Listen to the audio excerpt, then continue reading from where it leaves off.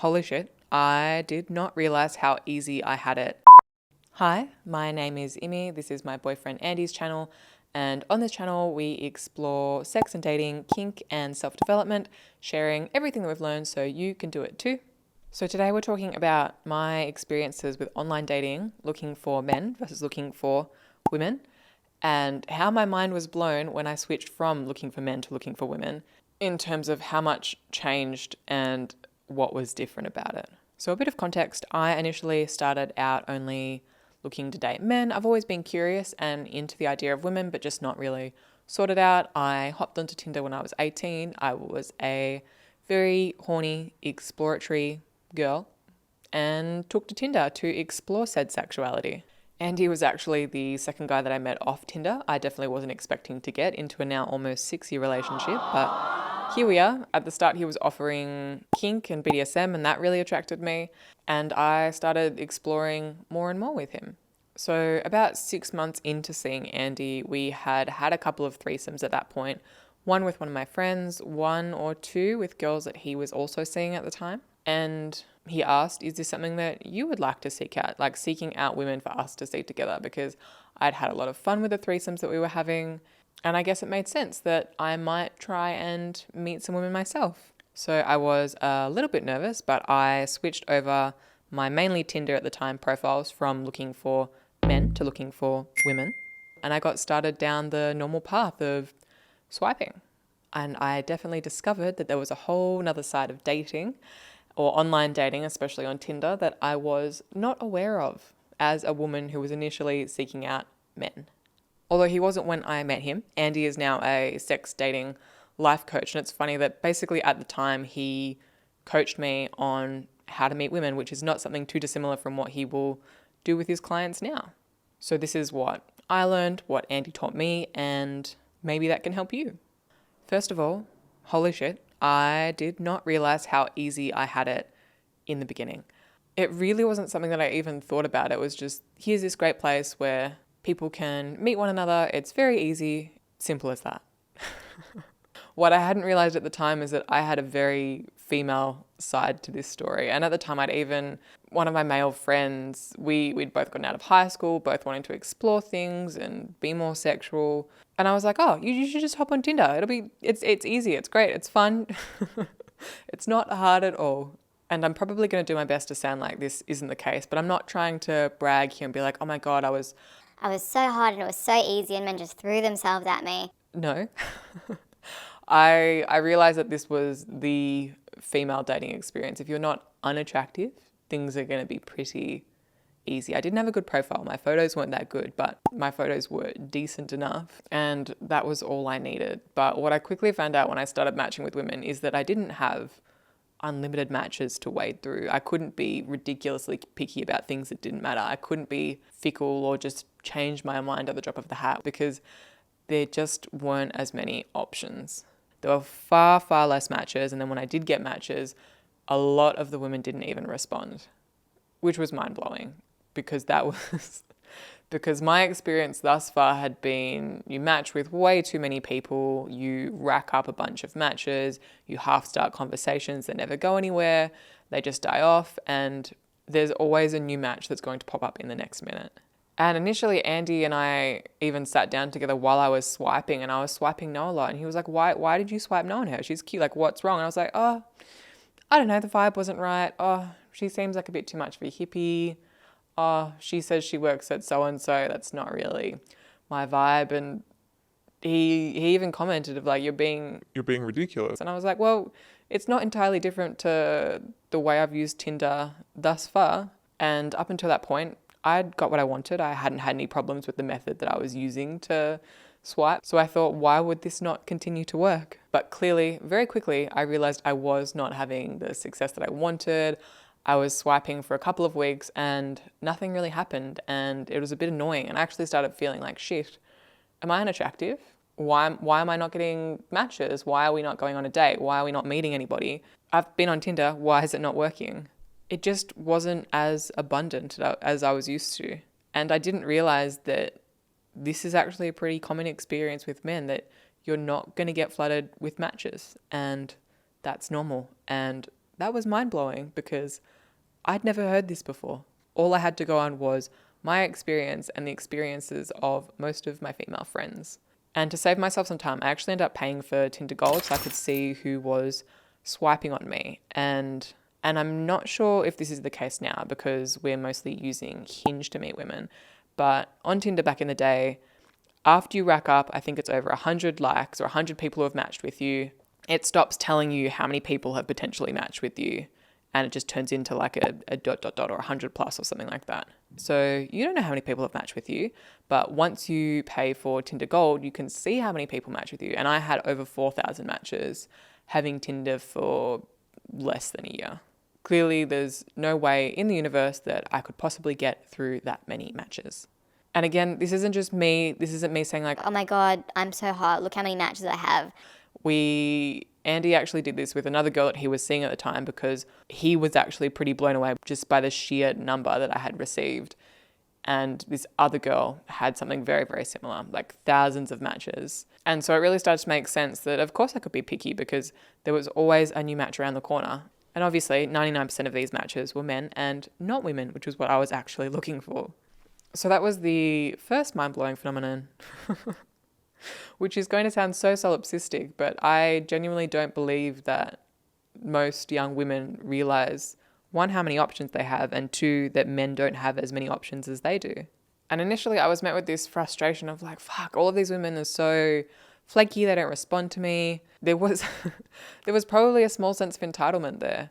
But after a while, as I processed that, I realized, wait, that was me. You basically just had to catch me at the right time and I would happen to meet up with someone. Otherwise, I probably wasted plenty of people's time.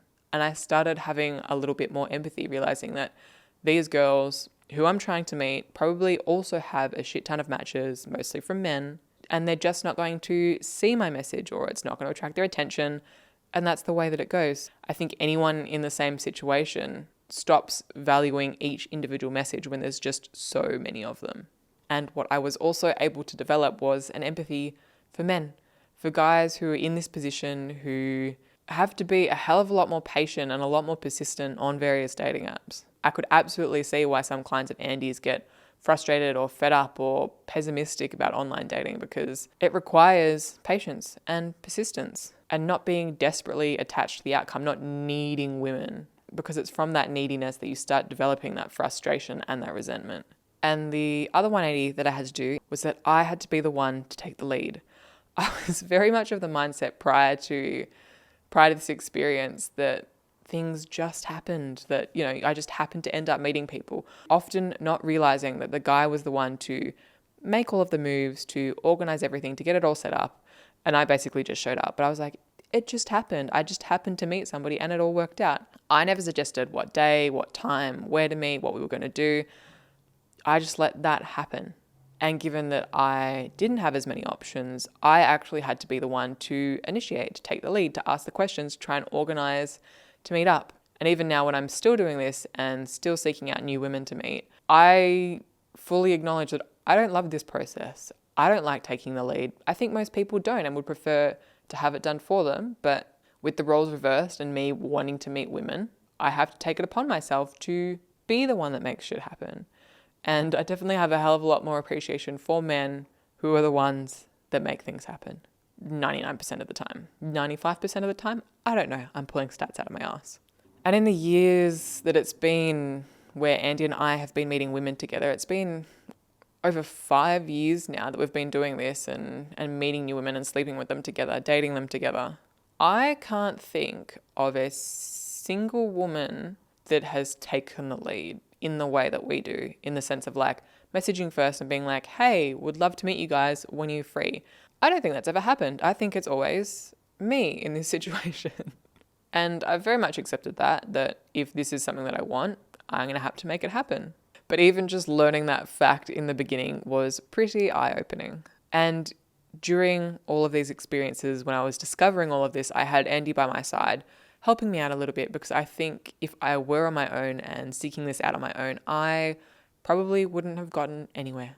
That actually made the difference between me not meeting anyone and going on a few dates, actually sleeping with women, started with playing the numbers game. I was doing the classic beginner's error of getting way too invested in one girl, in one conversation, not actually pulling the trigger, just going back and forth, having a conversation that doesn't go anywhere until she eventually loses interest and stops responding.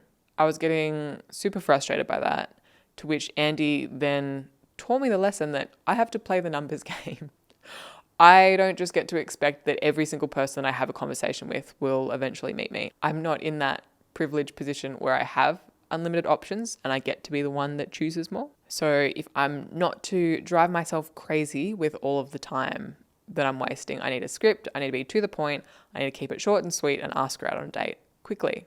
And that was mind-blowing because initially there were all of these fears around, like, I'm being way too forward. This is too much. She's going to have a bad reaction. And I definitely needed to get over those fears because, to be clear, I was being very upfront and screening for women that were a little bit kinky, but also wanted to sleep specifically with me and Andy together rather than just me on my own. And I had all of these fears of like, oh, they're going to think I'm a pervert. They're going to think I'm so weird. They're going to have a terrible reaction. Something bad's going to happen. And so my heart was genuinely racing the first few times I sent these messages, basically being like, hey, I'm Immy. I'm looking for something specific here. They'd be like, what are you looking for? The next message I'd say like, this is what I'm looking for. And the this is what I'm looking for message has changed over the years. And there was a little bit of chit chat, maybe like 2 or 3 or 4 messages back and forth, and then asking her out on a date. But again, that was an absolute game changer because I wasn't wasting all this time anymore. And Angie introduced me to the brilliant feature called unmatching. As soon as I got the sense that somebody wasn't interested or was going to waste my time, I could just unmatch them. And that was that. And then I didn't have to deal with it. And I wasn't tempted to keep going in a long conversation that ultimately was never going to go anywhere. And Andy also taught me the idea that I was no longer seeing what happens. I had a plan and I was going to screen for it. So screening was a big change for me. I was specifically asking exactly for what I wanted, very directly, very clearly, very upfront, which meant that I got my yes or no straight away, and then I could move on if we weren't looking for the same things. I saved myself time, I saved myself the frustration and the heartbreak of investing all of this time and energy on this thing that wasn't ultimately going anywhere. And clearly from everything else I mentioned, I also learned to not be so fussy. The very simple way that I got feedback to see whether I was being too fussy or not was just asking myself, am I getting the results that I want? Cool. If I am, then I can keep doing what I'm doing. Maybe I can be more fussy. Am I getting the results that I want? No. Then I'm being too fussy and maybe I need to lower my standards. And it basically just came down to, if I'm getting what I want, then I can keep being choosy. And if I'm not getting what I want, maybe I need to reconsider whether I'm being realistic. And now with all of that hindsight, I can totally see that I was being ridiculous. And I could very happily still only match with women that Andy and I were both attracted to and were both happy to meet, and not screen out 99% of women for arbitrary reasons. And I think the very last takeaway from all of this was to just be patient and have fun, because this is meant to be fun. And obviously the screening and writing a script that you actually message can be a little bit clinical, but as soon as somebody's interested, as soon as you get them on a date, it's exciting, it's fun, especially when you get down to actually having sex and having a good time together and connecting with somebody else. It's fun and it's exciting, and if you just relax into the process and trust that by playing the numbers game, it'll all work out, you only control what is in your control, then it really is a hell of a lot of fun. And there's obviously things you can do to improve that. My profile has gotten exponentially better over the years, which has made it so much easier. And you improve all of the little things you can, but then the rest is up to other women, it's up to the universe, it's up to sheer luck sometimes. And that's okay. You can just relax into it and have fun. He doesn't need to anymore, but years ago, Andy was my little coach on the sidelines, helping me meet women for us. And it made such a massive difference to have someone to just reassure me at times, to tell me that it was okay, it's okay if I was frustrated, nothing bad actually happens, to give me a few little tips and tricks along the way. So if that's something that you want, Andy does offer coaching. We have an amazing group program with a brilliant community of people and a bunch of coaches to help you on your journey with your goals, whatever that might be, whether that's sex, dating, self-improvement, kink, any number of things. Links and more details to all of that will be in the description. And even if you just wanted to dip your toe in and see what advice Andy might have to offer, how he can help you, we do actually offer 1 hour calls for $200. So that can be a nice way to get those changes, get some results in that hour, and then you can extrapolate and say, what would I get if I did 3 months of this? Because people have drastically turned their lives around in those 3 months. It's pretty incredible to see. So if you want to change your life, have the things you've always wanted. Again, coaching links are in the description. And in that coaching too, I can actually be a part of that. If you have any questions for me, if you are a client, I'm always more than happy to answer any of those. And in the meantime, go out there and crush those goals.